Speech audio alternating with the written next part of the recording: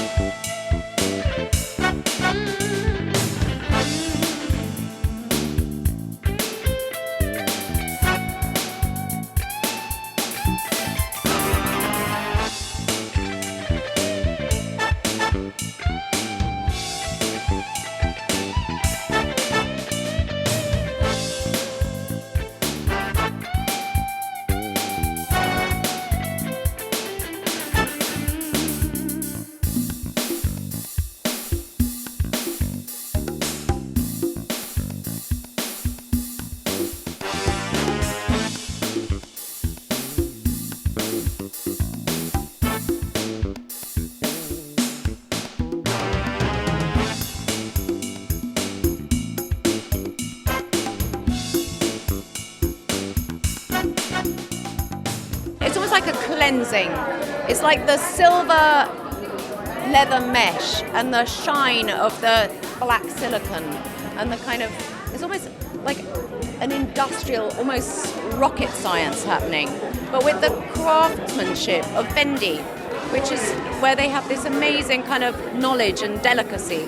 So it's like something very, very new with the deepest roots, and that gives you this strength that is Fendi, this kind of real profound, emotional Fendi woman. It's great. It's really, really good.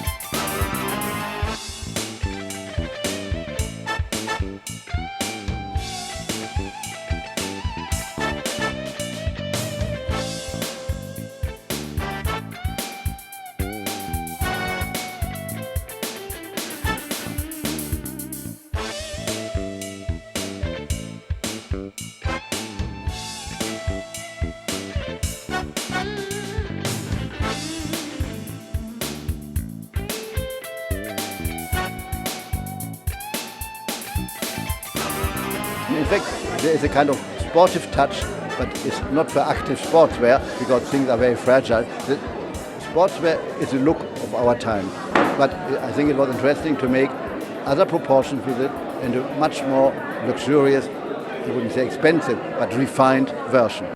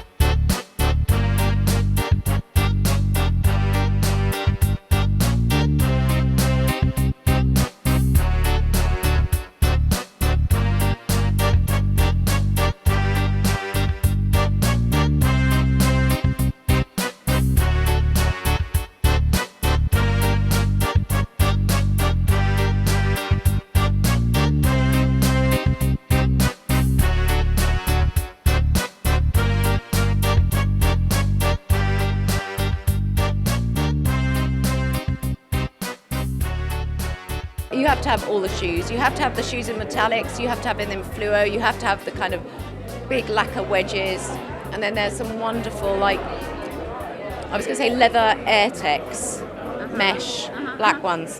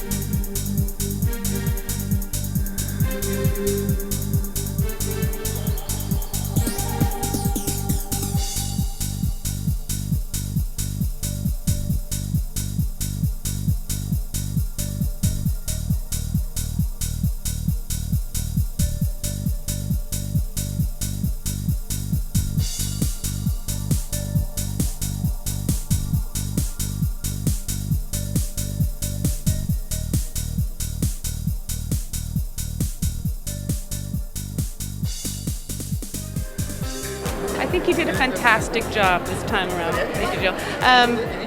I think what was so spectacular about it is that everyone's tried to work iridescence and silver into their collections. There's been this whole sort of Edie Sedgwick thing that's happened in Milan. And what you saw here is a very, very intelligent use of sequins, a very intelligent use of sort of iridescence. I mean, it could have just been a miniskirt with a white shirt, how modern is that? Or the very beautiful sack dress that had a bow detail in the back. So I think it was an incredible use of ornamentation from a house that's not known for that, and from a designer certainly who's not known for that, as he's only done women for 2 full seasons now. So I think that's quite extraordinary.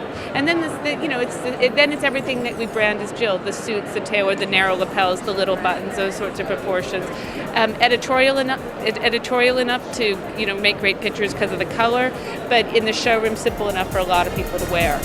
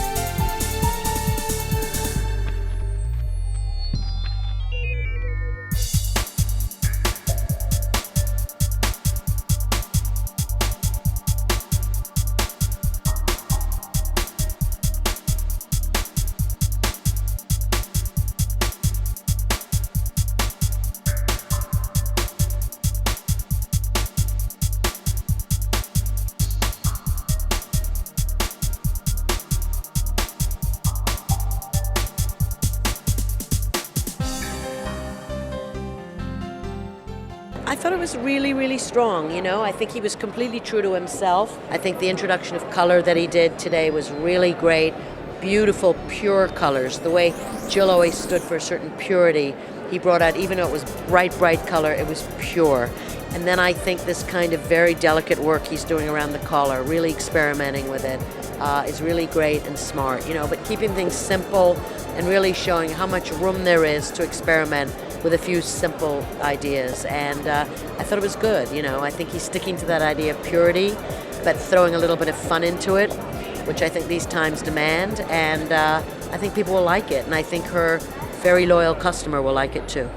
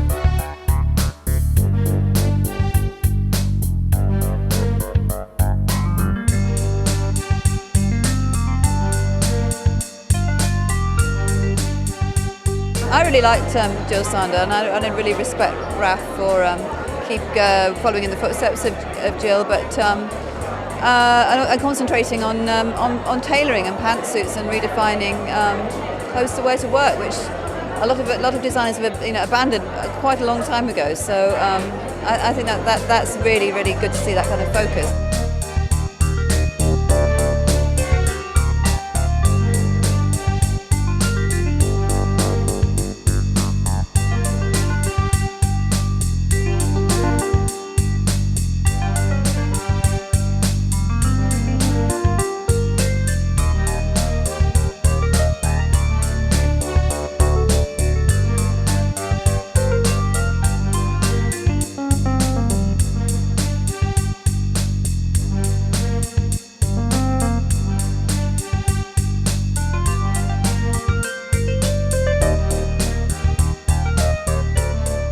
The other part of it is that Jill's son was never seen as a dress house, but it's actually emerging as a fantastic dress designer because he's really interested in the cut and the kind of flow of things, and also the dignity. I think they're very simple dresses that some of them you could wear to work, and some of them you just look very easy to put onto a party, but they're just kind of outstanding without loads of doodads on.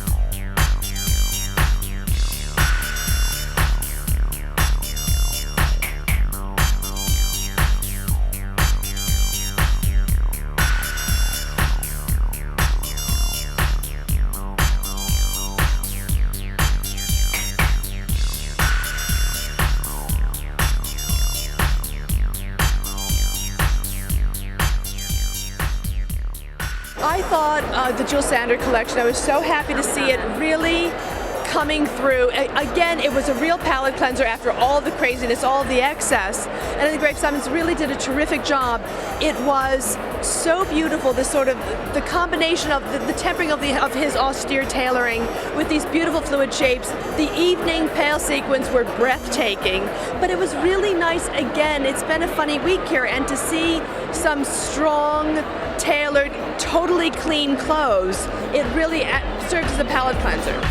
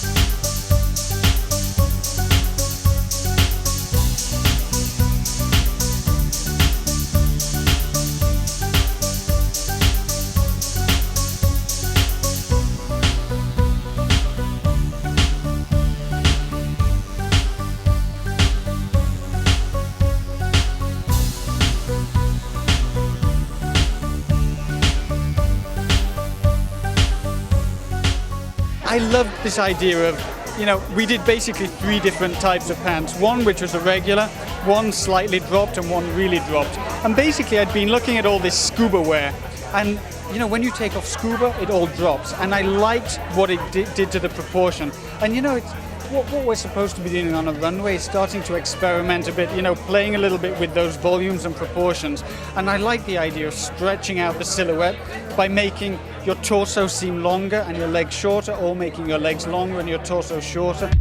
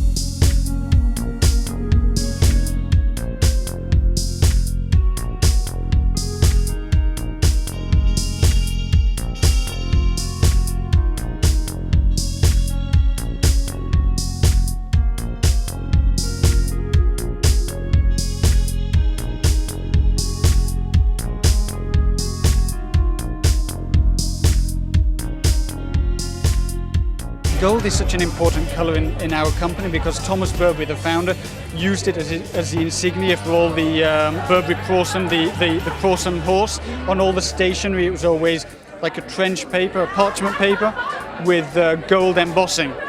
And then it's on all the trench coats as well, you know, the buckles and the rivets. And so gold has always been part of the vocabulary. And then when I started to work with all this regimental stuff, I started working with a company that makes all the regimental things for the Queen's Guards in London. And so they started showing us different techniques. And so it was just a way of celebrating that beautiful craft.